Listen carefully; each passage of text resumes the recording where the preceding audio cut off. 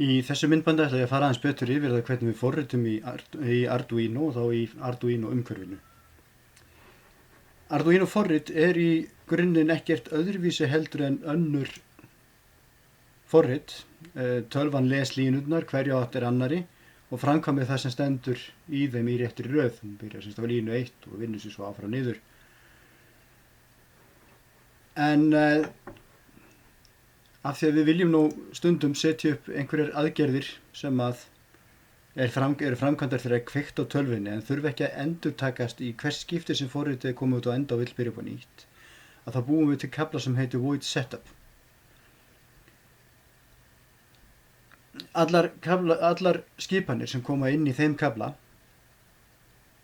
eru framkvæmdar við uppsetningu á Arduino borðinu, til dæmis með því að útbúa samskiptaleið milli tölvu og Arduino, eða opna á milli samskiptum milli Arduino borðsins og aukabúnaðar, eða ég vil skilgreina hvort tengingarnar á Arduino borðinu séu inngangar eða útgangar. Munið að þessar skipanir sem eru hérna inni í slaufusugum void setup lykkjunar, að þær eru aðeins framkvæmdar einu sinni, þar þegar að vélin er reist eða þá endurreist. Við búum svo til annan kafla sem að heitir void loop. Þetta er meginlykkjan sem forritið fer í gegnum aftur og aftur í vinnslunni og framkvæmir allar þær aðgerðir sem eru þar inni í réttri röð, með lykkjum og öllu saman. Þegar forritið komið út að enda á þessari lykkju, þessari meginlykkju, að þá hverfur það tilbaka á byrjunina og les fyrstu línurnar hérna innan slaufusvigans hér. Það er rauninni hérna sem að töfrarnir gerast í forritinu. Lágmarksforrit í Arduino hefur þessa tvo kafla og ef annan eða báða vantar þá er ekki hægt að hlaða forritinu á Arduino borðið. Þegar kveikt er á Arduino IDE hugbúnaðinum að þá ætti að birtast texti með þessum tveimur köflum.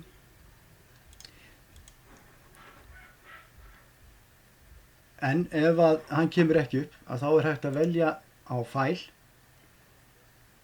Examples, Basics, Bare Minimum. Þá opnar hún fyrir okkur skjá sem að er einmitt bare minimum, bara tveir kaflar, void setup og void loop, og innan slaufusvigana er hægt að setja þá þær upplýsingar sem að hér eiga að vera.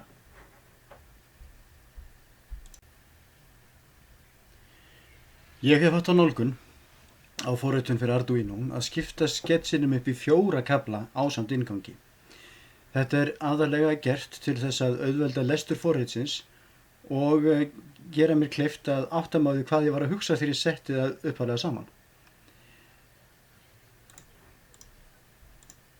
Inngangurinn er kynning á forritinu, það er hvað á að gera, hver gerði forritið af hverju.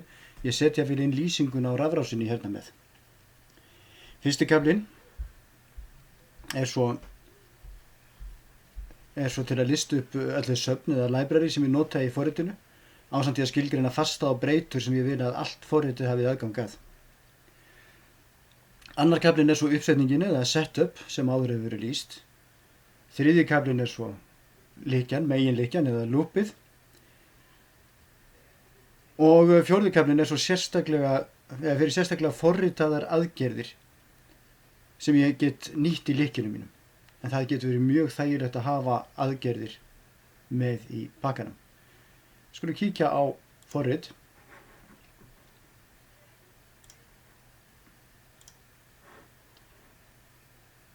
Hér er ég með forrit sem ég hef sett upp í svona kafla. Ég opna innganginn með skástriki og stjörnu og þetta merkir það að ég sé að opna fleiri línu athugasemdir. Ég get sem sagt sett upp margar línur inn í athugasemdir, ég þarf ekki að hafa áhyggjur af því að Arduino lesi þetta og sá texti sem er hérna á milli þessari merkingar hér, þessar skástriks og stjörnu og svo hér niðri stjörnu og skástriks, að hann er ekki einu sinni færður yfir á borðið, þannig að hann er ekki að taka neitt pláss heldur í minninu.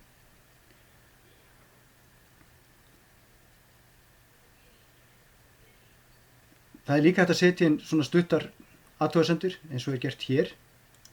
Þá setja ég 2 skástrik og svo nafn hérna á kaflanum og hér hef ég meira að segja Hér kalla ég fyrsta kaflan bara inngang, nefna svo sem ekki neitt, en kem svo hérna með bara fyrsta kaflan svo í framhaldinu þessu. Hér ég líka með innan, í þessum inngangi að þá lýsi ég rafrásinni sjálfri, sem sagt hvað á að tengja og hvar á að tengja hlutina. Þetta getur verið mjög þægilegt einmitt fyrir þann sem að nýti sér þetta, og í svona verkefni eins og hér, þar sem ég býð fólki að nýta sér það sem ég hef gert, að þá þetta að mínum mati algjörlega nauðsynlegt.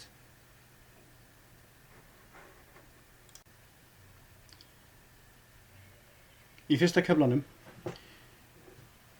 þá ég að kalla á fyrirfram forritaraðgerðir eða library og söfn sem ég get notað á einfaldan hátt í sketsinum. Þessar aðgerðir einfalda verulega alla forritun við aukabúnað sem tengdur eru Arduino, LCD-skjái, skildi, LED-seríur og fleira. Aðgerðirnar fylgja yfirleitt með Arduino hugbúnaðinum, en stundum þarf að sækja frá neti til að nýta þær. Og hér í þessu forriti hér þá hef ég ákveðið að kalla á 3 library eða 3 söfn. Það gerir ég hérna með því að setja þetta hashtag, tvíkross eða hvað þetta heitir, include, og svo kalla ég á safnið sem heitir þá í þessu tilviki hérna Adafruit NeoPixel.h, og það er innan hotklofa. Þetta heitir örugglega ekki hotklofi, en það heitir það hjá mér í dag. Og takk eftir því að ég set svo 2 skástrik hérna fyrir aftan til að geta sett upp smá upplýsingar það hvað þetta er að gera, og meira að segja slóðina á safnið, svona í ljósi þess að ég veit að þetta safn er ekki fastur hluti af Arduino IDE hugbúnaðinum. 2 önnur söfn, GSM safnið og Liquid Crystal eða LCD-skjárin eru hérna, og bæði fylgja þau með Arduino IDE, þannig ég þarf ekkert að vera að gefa neitt nánari skýringar af því hvar þau eru sótt. Hér líka með 2 fasta, annars vegar PIN-númerið. Þetta er GSM-kort og þannig að það er hérna SIM-kort á þessu, og ég þarf að óska eftir PIN-númeri, og ég segi henni líka hérna hvar hún á að hérna tengjast, eða hvar línan á að tengjast, ljósaserinn sem ég er með.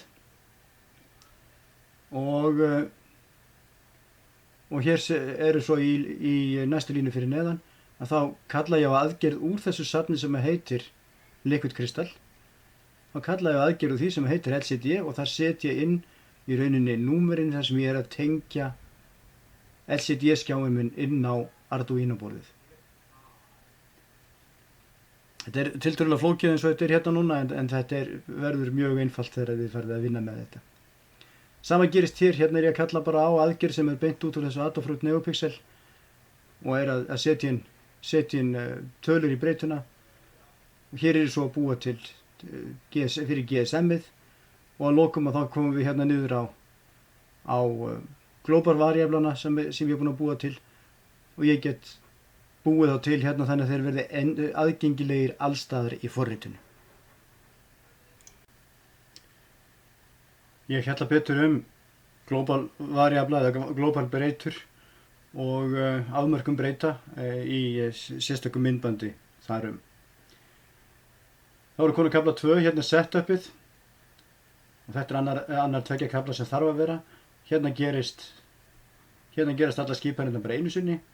Hérna er ég að setja upp samskiptum við mónitorinn, tölvumónitorinn, þannig ég geti fylgst með hvað er að gerast ef ég er með tölvuna mína tengda við Arduino borðið. Hér er svo verið að setja upp LCD-skjáin sem ég er með, hvað hann er stór og hvað hann á að prenta á hann bara strax í upphafi. Og eins hérna er svona lítið forrit sem að ég er búin að búa til sem að býr til símtengingu fyrir mig. En þetta forrit á einmitt að taka skilaboðum á símanum. Svo er það kaflið 3, það er lúpan sjálf, meginlykkjan. Hér gerast hlutirnir, hérna er bara rauninni safn af skipunum. Leið og slaufusvíinn hérna opnast, og þá byrjar bara tölvan að lesa þetta. Náttúrulega í fyrstu umferð lesa hún þetta bara eins og allar aðra skipanir. En þegar hún kemur að slaufusvíðanum sem á við þennan á hinum enda forritsins, þá kemur hún tilbaka hingað og byrjar aftur. Og hér er bara náttúrulega allsins líkjur og if spurningar og annað slíkt sem eru útskýrt nánar síðar. Ég ætla ekki að fara neitt nánar í þetta. Og í þessu forriti hér þá er líka verið að kalla á aðgerðir sem eru forritaðir sérstaklega. Í fjórða kaflanum, sem er þá hérna lengst niðri, að þá eru aðgerðirna sem ég er búinn að forrita sérstaklega tekna fyrir, og þetta getur verið mjög þægilegt, búa til eigin aðgerðir, búa til litlar aðgerðir, lítil forrit sem að maður veit að maður þarf að endurtaka aftur og aftur og aftur, og með því að búa þau til hér þá getur maður kalla á þau á einfaldan hátt og einfalda mjög vinnslu forritsins. Við ykkur að taka til einu líka hérna. Hérna er ég búinn að setja 2 skástrik og eftir slöfilshugunum hérna og skrifa hérna fyrir aftan einfallega hvað er ég að enda. Þegar við erum komin hingað niður, hérna er einhver if spurning og þegar ég skoða, ok, hún er næst á undan end loop, hún afmarkar þá kafla sem heitir if og er næst á undan end loop, þá getur ég tjekkað á því hvar er þetta nú eiginlega hérna uppi. Loopi byrjar þarna og if spurningin, hún opnast hér.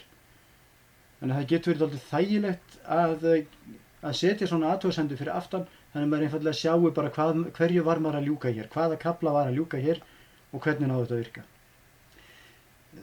Þessi uppsetning hefur reynst mér alveg einstaklega vel. Ég hef gert sketsana mína mjög læsilega og einfalda í notkun og í breytingum.